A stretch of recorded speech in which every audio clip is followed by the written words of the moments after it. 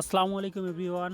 আজকে আপনাদের জন্য নিয়ে আসলাম মুখরোচক ও স্বাদে অতুলনীয়, যা এই নিয়মে একবার তৈরি করে খেলে বারবার খেতে মন চাইবে এবং বাসার সবাই আপনার কাছে বায়না ধরবে।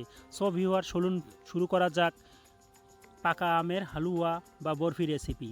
আর এই ভিডিওটি শুরু করার আগে একটি কথা, আপনারা যদি আমার চ্যানেলের নতুন দর্শক হয়ে থাকেন তাহলে সাবস্ক্রাইব করে পাশে থাকার জন্য অনুরোধ রইল, আর ফেসবুক পেজ থেকে দেখে থাকলে ফলো করার জন্য অনুরোধ রইল। আর যদি অলরেডি সাবস্ক্রাইব এবং ফলো করে থাকেন তাহলে অসংখ্য ধন্যবাদ। So viewers, let's start. প্রথমে আমি 1 কেজি আম চামড়া ছুলে নিয়েছি। এখন আটি ছাড়া কেটে নিব। যতটুকু আম কেটে নেওয়া যায় ততটুকু আম কেটে নেবেন আপনারা।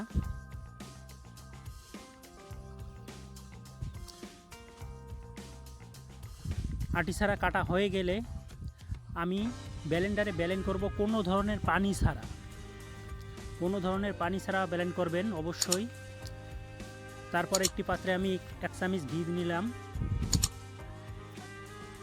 ঘিটা একটু গরম হলে এতে অ্যাড করব 1 কাপ সুজি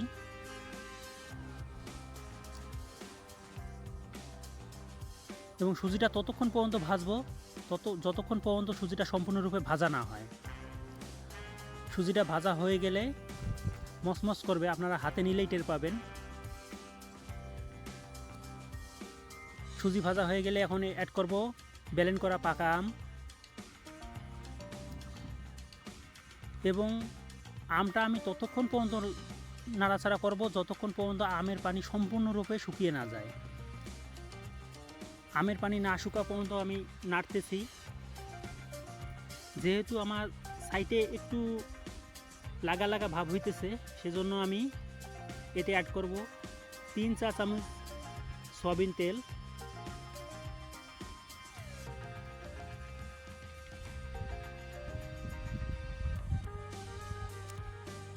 সয়াবিন তেল অ্যাড করা হয়ে গেলে এবং পানি শুকিয়ে গেলে এতে আমি অ্যাড করব 1 কাপ চিনি।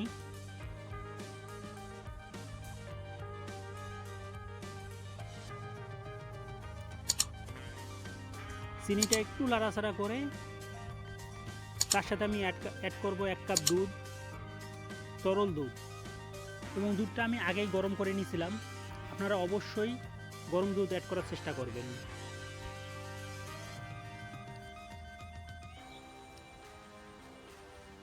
এখন আপনারা দুধ না শুকানো পর্যন্ত লাগতে থাকুন।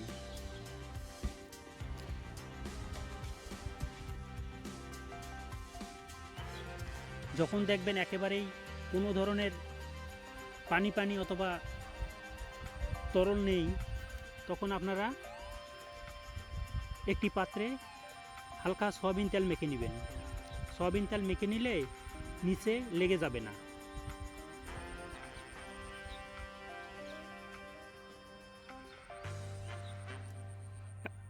এখন আমি হাত অথবা একটি ছুরির সাহায্যে সুন্দর করে শেপ তৈরি করব,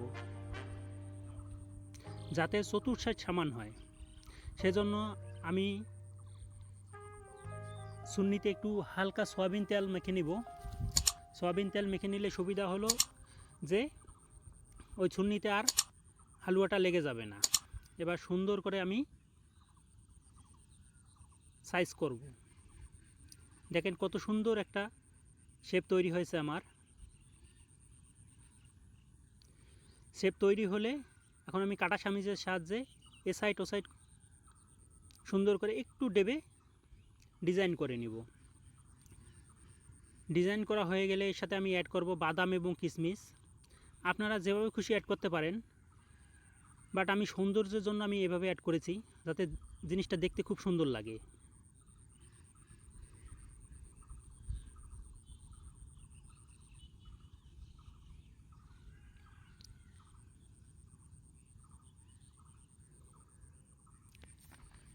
আমার অ্যাড করা হয়ে গেলে আমি তা ফ্রিজে রেখেছিলাম আধা ঘন্টার জন্য, যাতে ওটা ঠান্ডা হয়। ঠান্ডা হয়ে গেলে ফ্রিজ থেকে বের করে আমি প্রথমে চতুর্থ সাইডের বাড়তি অংশটা একটু কেটে নিব, যাতে আমার হালুয়ার শেপটা খুব সুন্দর আসে। সেজন্য এখন আমি সুন্দর পিস পিস করে কেটে নিতেছি।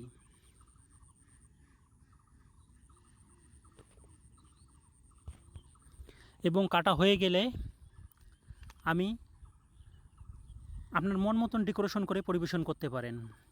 এবং আমি শিওর যে একবার খাবে সে এই হালুয়া বা বরফির প্রেমে পড়ে যাবে। তো দর্শক, আপনাদের কাছে আবারও অনুরোধ রইল আমার চ্যানেলটি সাবস্ক্রাইব এবং ফেসবুক পেজ থেকে দেখে থাকলে ফলো করার জন্য। দেখা হবে আবার নতুন কোনো ভিডিওয়। আসসালামু আলাইকুম।